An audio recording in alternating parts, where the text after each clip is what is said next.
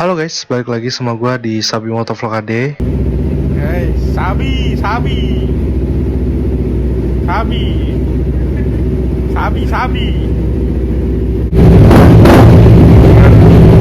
Dan di podcast kali ini adalah podcast lanjutan dari yang sebelumnya, dimana gue udah ngasih tahu ke kalian gimana gue bisa kecelakaan yang segitu parahnya. Ya, ini adalah podcast lanjutannya nih, episode kedua. Ya, dan ini sekaligus menutup episodenya si podcast kecelakaan ini ya. Pengalaman gue kecelakaan di tahun 2016. Ya. Nah, di podcast lanjutan ini gue akan terlebih dahulu menjelaskan ke kalian gimana kecelakaan gue ini bisa dibilang aneh gitu ya.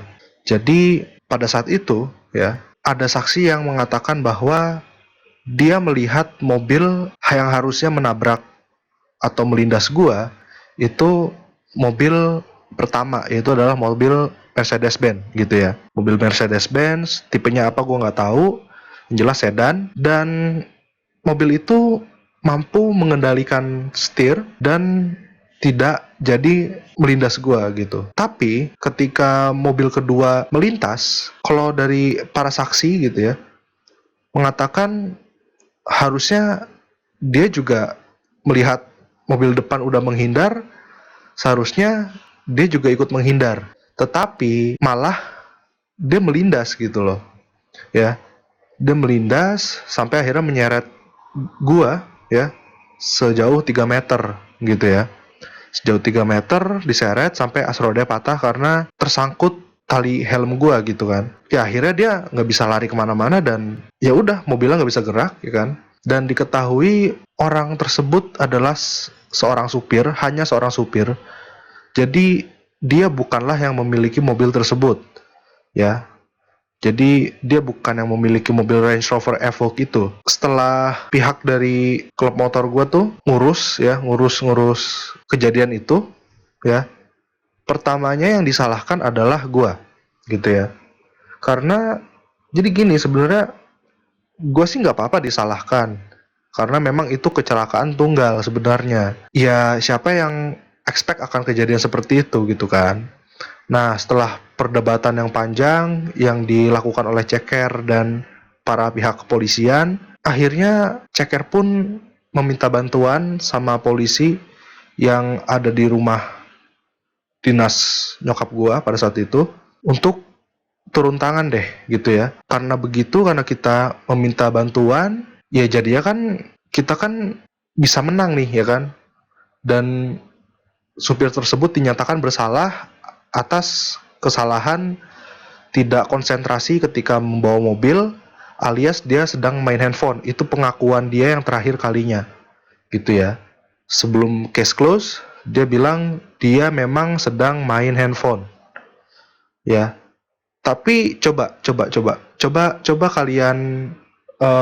kalian nih yang punya mobil, yang bisa nyetir mobil juga, kalian pasti pernah nyetir sambil main handphone ya.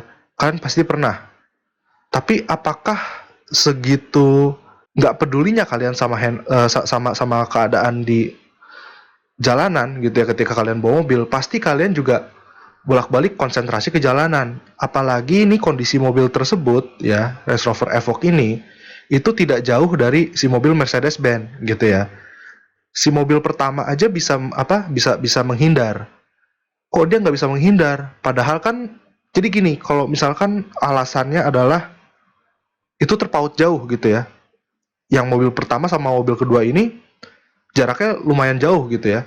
Itu masih bisa masuk akal. Tapi ini kenyataannya adalah kata para saksi itu sendiri, mobil Range Rover sama mobil Mercedes-Benz ini itu nggak terpaut jauh gitu. Jadi kayak ya paling cuman 2 meter gitu kan. Masa ya bisa nggak lihat gitu. Kalau nggak bisa lihat gua, mungkin masih masuk akal karena gue berada di bawah sedangkan mobil itu lumayan tinggi gitu kan. Seceper-ceper Range Rover tetap aja Range Rover, mobil tinggi gitu kan. Tapi kalau nggak bisa lihat mobil depannya kayaknya mustahil gitu kan. Jadi ini yang menyebabkan kecelakaan gue ini aneh ya. Dilindasnya gue sama mobil Range Rover ini lumayan aneh gitu. Pada saat itu juga gue disalahkan atas dugaan gue melawan arah. Padahal jelas-jelas di bukti video rekaman itu gue tidak melawan arah sama sekali, dan memang kejadiannya seperti apa yang gue ceritakan ke kalian di episode sebelumnya. Pada saat itu gue benar-benar gak sadarkan diri. Jadi di video itu dari tadinya yang gue ngoceh bla bla bla bla bla bla menjadi diam seketika ketika di bawah flyover Antasari. Itu juga adalah merupakan kejanggalan gitu ya. Biasanya orang punya refleks. Biasanya orang punya, kalau orang sadar itu punya refleks dan punya lain-lainnya yang mampu menghentikan yang namanya laju kendaraan sehingga dia tidak jadi, gue kayak udah di alam yang berbeda aja gitu, kayak gue ngeblank. Gue pikir pada saat itu karena kepala gue terbentur hingga otak gue jadi tidak mampu mengingat apa yang terjadi, dan itu emang bisa terjadi, tapi kenyataannya ternyata gue memang sudah tidak sadarkan diri ketika masih di atas motor dan masih baik-baik aja gitu di bawah flyover Antasari. Sampai akhirnya gue seperti orang ngantuk, pokoknya orang kehilangan kesadaran aja dan menabrak batas jalan. Dan akhirnya gue tamat di situ dan dilindas lah gue sama mobil Range Rover ya gitu. Dan itu menurut gue cukup aneh ya, itu cukup janggal bagi gue ya.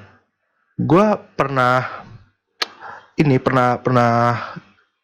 ceritain pengalaman ini ke beberapa ahli agama ya, dan mereka kompak bilang ada yang ingin sengaja menyelakakan kamu melalui perantara makhluk-makhluk halus gitu kan. Dan di situ gue langsung kayak gue antara percaya dan tidak percaya. Akhirnya emang gini, ketika gue masih terbujur kaku seperti itu, gue itu sering kali kesurupan, kemasukan, dan fisik gue yang sedang lemah-lemahnya itu bisa berubah menjadi orang yang dengan tenaga yang super duper luar biasa. Gue bisa menendang siapapun kalau gue lagi kesurupan. Pokoknya gue sering banget kesurupan hampir setiap malam ketika gue habis kecelakaan itu gitu. Dan itu makin menjadikan omongan para ahli agama itu ada benarnya gitu loh, membenarkan gitu ya. Gua akhirnya mengingat-ingat kembali sebenarnya apa yang terjadi gitu. Oke, kita langsung aja ke masalah yang sebelumnya terjadi sebelum kecelakaan ya. Jadi ada 2 masalah. Yang pertama, gue berantem sama salah satu klub ya, klub big bike gitu, motor-motor gede ya, karena gue nilai mereka tidak memberikan contoh yang baik untuk yang juniornya gitu, sehingga yang juniornya juga ngikutin mereka gitu ya, dan dengan slogan-slogan yang menurut gue kurang bisa diterima keberadaannya gitu ya, perkataannya yang menjadikan hal-hal yang seperti kencang-kencangan segala macam itu menjadi lumrah gitu loh, dan kayaknya patut untuk dilakukan gitu loh. Bener aja banyak banget junior kita pada saat itu yang kecelakaan karena emang secara usia dia masih di bawah umur, dan akhirnya mengikuti senior mereka dan mengakibatkan mereka kecelakaan gitu loh. Dan kecelakaannya banyak juga yang parah gitu loh, bukan cuma jatuh udah gitu ya, tapi ini benar-benar ada yang sampai misalkan nabrak anak kecil, ada yang sampai membuat nyawa orang melayang segala macem. Bahkan mereka sendiri ada yang banyak yang nyawanya tuh melayang aja gitu, karena mungkin juga mencontoh dari komunitas tersebut gitu loh. Wah, kenceng-kencengan tuh keren. Dan akhirnya apa nih? Seperti sekarang ini efeknya. Anak-anak di bawah umur udah meminta kepada orang tuanya untuk dibelikan motor yang lumayan besar, ya. Bahkan anak-anak di bawah umur sekarang banyak yang memakai motor 2,5 gitu loh. Dan mengakibatkan kondisi udah mulai nggak karuan gitu loh. Kayak banyak kecelakaan di mana-mana, ya. Karena memang umur itu juga mempengaruhi kedewasaan kita gitu loh. Jadi perkembangan otak itu tuh harus disesuaikan juga gitu sama umur kita. Jadi kita emang nggak bisa, kita harus tahu kapasitas kita, ya. Meskipun pembalap ya, pembalap cilik itu pasti semua ada tahapannya. Tidak langsung yang besar, nggak langsung lu umur 7 tahun lu balapan pakai motor 600 cc misalkan, Moto3 gitu ya. Itu nggak mungkin gitu loh. Pasti semua ada tahapannya gitu loh, dan sesuai dengan umur-umurnya, ya. Kalian perhatikan gitu ya. Dan kenapa dibikin seperti itu? Bukan diskriminasi karena yang senior lebih layak untuk dapat yang lebih besar, bukan begitu.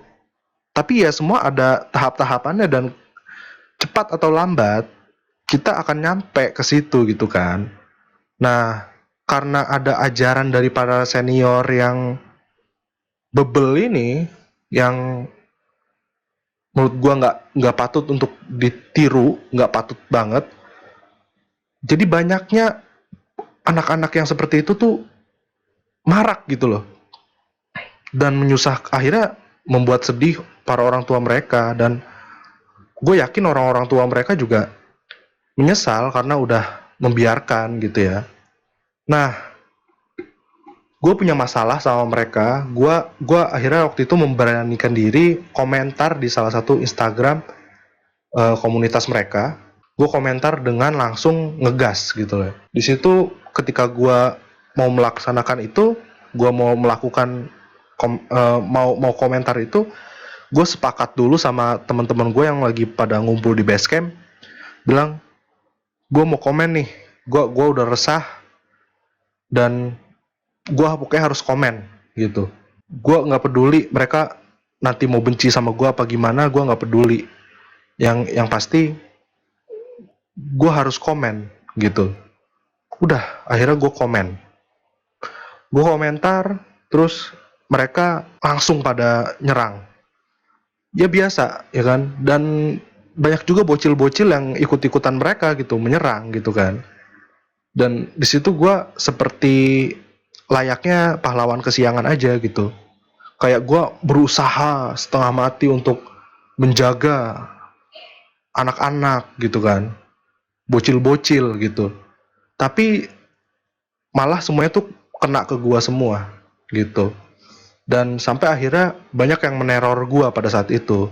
Tapi sayangnya gue pada saat itu benar-benar nggak apa ya, nggak, kalau ke teman-teman gue secara semuanya nih, secara umum menyeluruh, itu gue nggak sharing tentang itu gitu kan.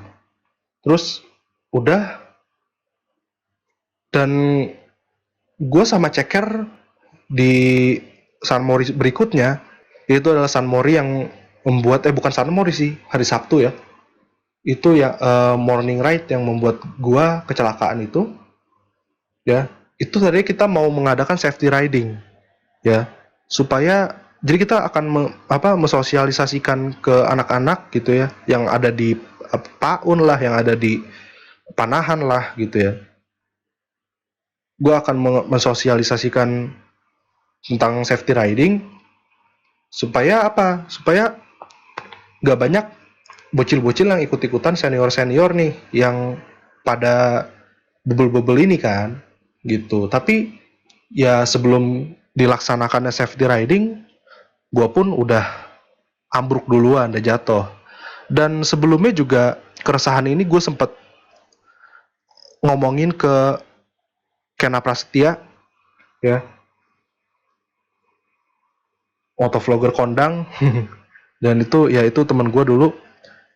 Gue sempat ngomongin sama dia, dan akhirnya kita dulu mau mengadakan sosialisasi ke Pujon Karena dulu di Pujon itu sama kayak di Lembang, sama kayak di Puncak misalkan, sering terjadi kecelakaan gitu loh. Karena kaum-kaum rebahan gitu kan ya. Dan kita akhirnya mau sosialisasi ke sana. Cuman itu semua sirna, itu semua harus gugur karena gua pun gugur kecelakaan. Dan ya udah, akhirnya komunikasi gua sama teman-teman kayak teman-teman motovlogger ya, kayak Kena Prasetya dan lain-lainnya, Kiki Santoso, itu berakhir sampai di situ saja gitu. Jadi udah, kita nggak pernah ngobrol-ngobrol lagi gitu kan.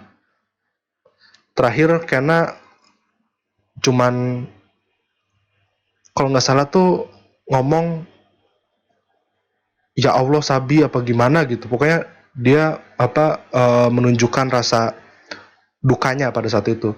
Terus banyak ya kayak Ica Laci juga komentar ya di situ. Gua soalnya bikin posan dan itu dikomen sama beberapa motovlogger, dan Denny Mas juga secara pribadi dia bikin video tapi secara pribadi nggak di share, itu mengucapkan semoga cepat sembuh dan lain-lainnya itu.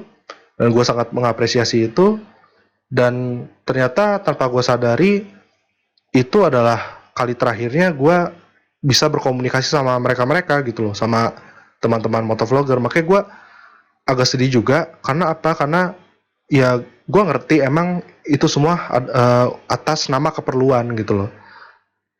Mereka komunikasi sama gue karena mereka perlu untuk kolaborasi sama gue, untuk sharing-sharing masalah dunia motovlogger gitu ya. Tapi ketika gue kecelakaan kan udah tidak ada yang perlu di-sharing lagi kan gitu. Gue udah bikin video pada saat itu di Instagram juga, gue bikin video sampai gue nangis, dan itu benar-benar gue baru sadar-sadarnya itu dari 5 hari koma. Dan udah, mereka mengucapkan duka yang sedalam-dalamnya, dan gue nggak sadar kalau misalkan kalau rupanya itu menjadi kali terakhir gue tuh untuk bisa komunikasi sama mereka gitu kan. Dan disitu gue sedih banget pas gue menyadari itu, karena gue gue komen pun gak pernah dibales sama teman-teman motovlogger, karena seakan mereka udah asing sama gue gitu ya. Dan terakhir gue juga mencoba untuk posting kenangan masa lalu ketika helm gue helm ceker sama helmnya Kena disanding-sandingkan, dijejer-jejerin gitu. Gue sempat mention juga, cuman ya dilihat, cuman ya nggak sampai di komen yang gimana-gimana sih. Jadi kayak ya udah dilihat doang gitu loh. Dan ya gue sih nggak berharap banget ya, cuman maksudnya istilah itu, gue itu ibarat arwah tuh, arwah yang penasaran gitu loh. Karena pada saat itu bener-bener gue nggak ngerti kejadian yang menimpa gue nih sebenarnya apa gitu kan. Gue akhirnya melihat semua itu melalui video rekaman gitu loh. Dan gue agak shock juga, kok bisa terjadi seperti ini gitu kan. Dan yang namanya gue tuh bener-bener blank. Jadi bener-bener gue tuh kayak bukan gue pada saat itu. Tadinya gue menyapa kalian seperti biasa, halo guys, gini sambil jalan, sambil bercanda-bercanda sama teman-teman gue segala macem. Dan tiba-tiba aja di jalan di bawah flyover Antasari itu, gue udah kayak blank aja, gue udah nggak ngomong sepatah kata pun. Bahkan nafas gue pada saat itu sudah tidak terdengar lagi gitu loh. Tapi gas tetap gue putar gitu, pelintir. Dan itu menurut gue janggal, sesuatu yang janggal banget gitu loh. Oke, tadi udah gue jelasin masalah sama si komunitas ini nih ya. Terus yang ketiga yang paling gue tangisin itu adalah hancurnya pertemanan. FYI aja, setelah kejadian itu hubungan gue sama beberapa teman-teman, mayoritas teman-teman itu tidak lagi bisa dikatakan berteman gitu loh. Jadi udah runyam aja gitu, kayak hancur aja udah. Dan gue yang terbaring, gue tidak tahu apa-apa, gue bolak-balik diteror sama salah satu dari mereka. Gue diancam akan di ini di itu, tapi alhamdulillahnya semua omongan mereka itu hanya ancaman belaka gitu ya. Udah, sampai pada saat itu rasanya tuh bener-bener, ya namanya juga apa ya, walaupun gue udah nggak bisa seperti dulu lagi gitu kan, San Mori bareng, apa-apa bareng gitu kan, masalah seneng-seneng bareng gitu. Cuman maksudnya apa ya, kayak gitu tuh harusnya mereka pada saat itu lebih support untuk gua gitu loh. Karena mereka harusnya tahu dong kalau misalkan gua itu butuh yang namanya support dari mereka gitu loh.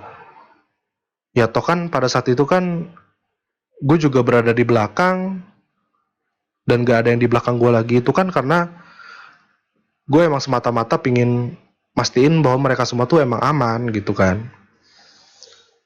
Gue sebagai ketua komunitas pada saat itu ya udah sewajarnya gue begitu, tapi kok setelah gue kecelakaan gue dibalasnya berbeda gitu loh. Ada beberapa teman yang masih baik-baik aja sama gue gitu ya, seperti Naval Torfi, terus habis itu adeknya Naval Torfi, sepupunya Naval, terus habis itu banyak lah. Tapi mereka itu nggak berani untuk mengatakan bahwa mereka tuh membela gua gitu, karena mereka takut, mereka tuh punya ketakutan kalau mereka seperti itu akan menyalahkan diri mereka sendiri gitu loh. Dan bener aja di perpecahan rebel itu Naval juga berulang kali dapatin teror, terus bahkan sampai dikejar-kejar, mau digebukin pernah. Itu jadi bener-bener jadi pecah. Jadi rebel tuh udah kayak dipaksa untuk hancur gitu. Padahal rebel itu dulu besar. Rebel tuh ada sektor-sektornya gitu kan. Ada sektor Jakarta Barat misalkan, Jakarta Selatan, Jakarta Pusat, Jakarta Utara, Tangerang misalkan. Gitu. Jadi udah besar dulu tuh. Ada beberapa selebgram motor juga gitu. Tapi ya malah hancur karena ya begitu, kesalahpahaman gitu ya. Dan yang terakhir ini hancurnya itu sebetulnya karena perebutan kekuasaan. Jadi yang direbutkan oleh mereka itu kekuasaan yang tertinggi itu ya kan. Kekuasaan rebel yang paling tinggi yaitu rebel pusat gitu kan. Karena dengan mereka memimpin rebel pusat gitu kan, mereka berhak untuk memimpin rebel-rebel yang manapun gitu. Jadi di situ ada perebutan kekuasaan. Dan gue punya temen, sahabat karib, yang sekarang udah nggak bisa dibilang sahabat. Gue inget banget ketika ulang tahun gue sama Ceker, dia dateng ke rumah gue dari subuh-subuh, bawain gue kado ya. Dan dia adalah orang yang pertama mengucapkan, setelah pacar gue dan orang tua gue tentunya, mengucapkan selamat ulang tahun ke gue gitu loh.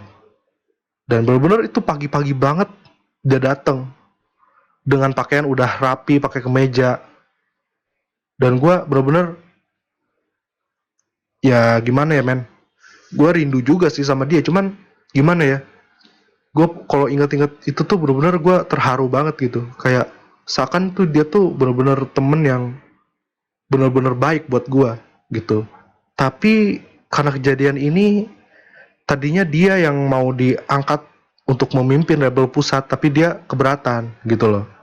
dia keberatan dan dia memilih untuk apa ya, udah gue biasa-biasa aja gitu, kayak ya gue nggak mau jadi pemimpin gitu kan.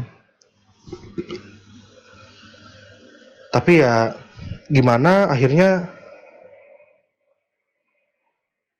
Arvin pada saat itu ceker eh, memutuskan untuk gimana kalau diganti oleh Wawan untuk memimpin Rebel Pusat. Karena apa? Wawan itu tuh sebetulnya sesepuh dari Rebel ya, yang dimana dia tuh yang paling dewasa menurut menurut kita semua, karena emang dia yang paling dewasa yang akhirnya bisa memimpin secara benar gitu loh. Dan ketika Arvin memutuskan itu, teman-teman semua nih di grup pada nggak setuju gitu. Kok dia, kok dia, kok dia. Padahal tadinya pada nggak setuju buat jadi ketua gitu loh. Tapi ketika ceker bilang apa, ceker nunjuk orang, langsung semuanya tuh kayak kok dia gitu. Dan di situ terjadilah, dan akhirnya gue tahu apa yang menyebabkan Rebel ini akhirnya terpecah belah, yaitu adalah saling berebutan kekuasaan. Uh, situ hasut sini, sini hasut hasut hasut situ, sini hasut hasut sana gitu kan. Jadi saling menghasut aja gitu. Ada yang mengadu domba juga gitu loh. Dan sampai akhirnya Rebel seperti dipaksa hancur. Jadi nggak cuma Rebel sektor-sektoran, Rebel pusat pun dipaksa untuk hancur. Ya. Tapi kita semua yang cukup vokal ya, teman-teman semua yang masih ngebela gua sama Ceker itu pada buat ide gitu ya. Mereka punya ide untuk gimana kalau kita udah kita aja nih gitu kan, kita aja nih kelompoknya nih, jangan ada yang lain-lain gitu.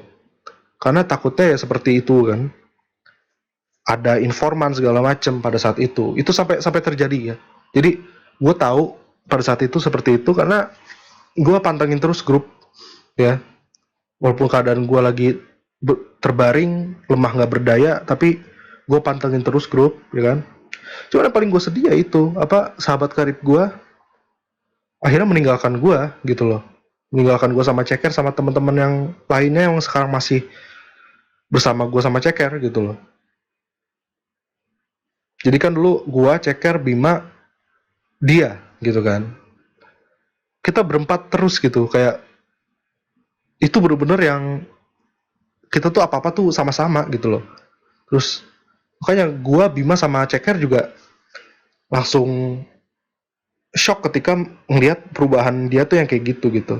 Pokoknya dia sehabis dia pulang dari jalan-jalan sama pacarnya sama teman-teman yang lainnya, dan bukan teman-teman dari Rebel, bener-bener teman-teman yang dia apa ya, ya kayak apa ya, teman-teman ininya doang gitu, teman-teman mainnya doang, bukan teman-teman motor gitu ya.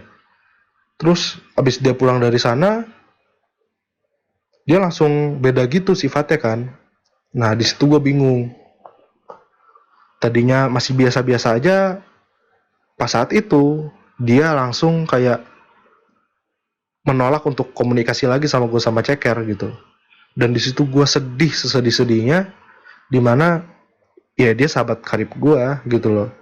Dia satu-satunya orang yang datang pagi-pagi di hari ulang tahun gue gitu. Dan